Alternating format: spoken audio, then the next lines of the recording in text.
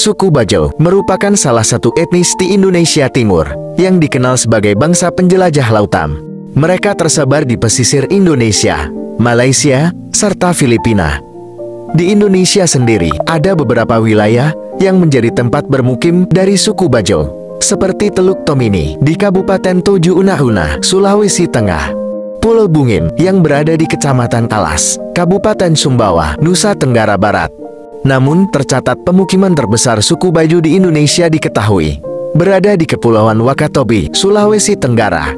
Selain itu, pemukiman suku Bajo juga bisa ditemukan di Desa Bajau, Kepulauan Sula, sebuah wilayah di Provinsi Maluku Utara.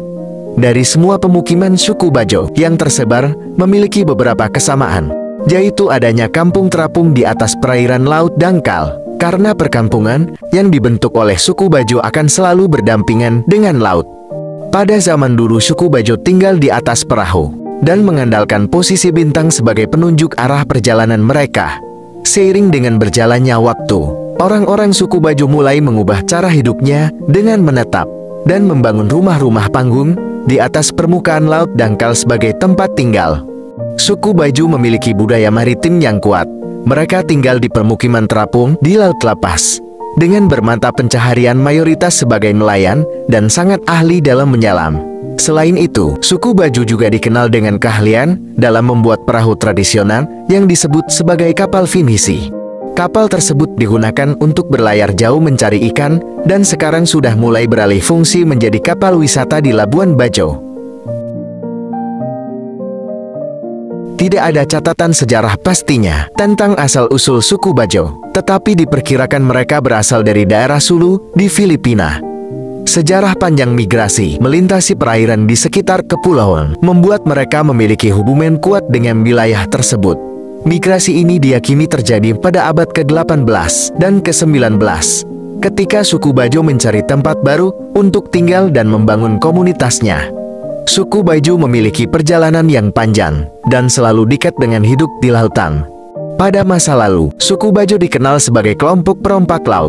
Mereka sangat mahir dalam mengarungi perairan Nusantara. Hal itulah yang membuat kemampuan navigasi laut suku Bajo sangat terasa dengan baik. Seiring dengan berjalannya waktu, suku Bajo kemudian mulai beralih menjadi nelayan dan pelaut.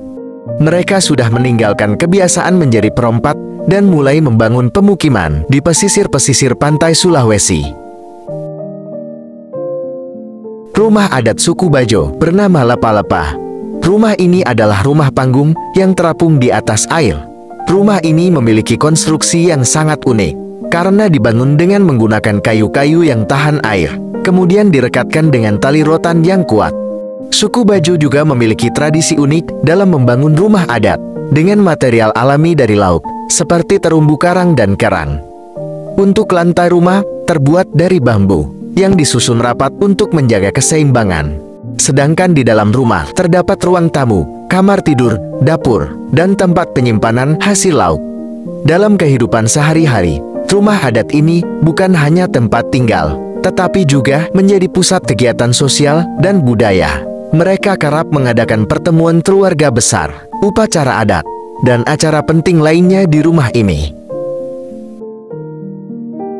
Sebagai suku yang erat dengan kehidupan maritim, suku Bajo juga memiliki pakaian adat yang mencerminkan kehidupan mereka.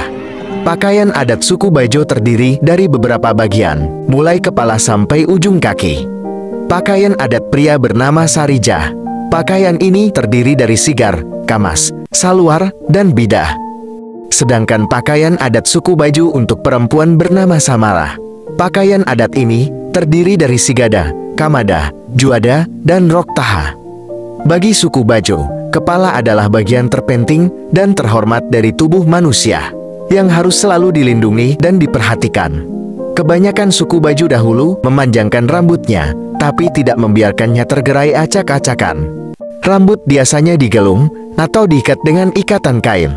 Ujung ikatan kain tersebut diikat di belakang kepala, bermakna filosofis berupa peringatan untuk mampu mengendalikan diri. Pria Bajo zaman dahulu hanya membiarkan rambutnya tergerai pada saat berada di rumah atau dalam sebuah konflik, misalnya perang atau berkelahi.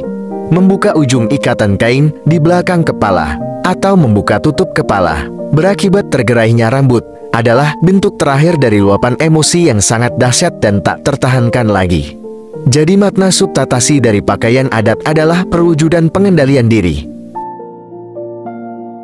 Salah satu tradisi suku Bajo yang sudah diwarisi secara turun-temurun adalah upacara selamatan penurunan perahu baru atau cerak lepah. Bagi masyarakat suku Bajo, ritual ini adalah sebuah keharusan. Mereka tidak akan pergi melaut menggunakan perahu tersebut jika belum melakukan ritual ini.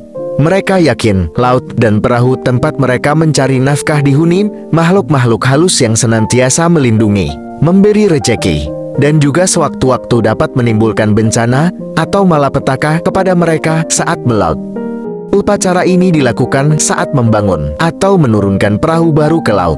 Upacara ini melibatkan musik, tarian, doa, dan persembahan sebagai ungkapan rasa syukur dan harapan keselamatan dalam penggunaan perahu baru.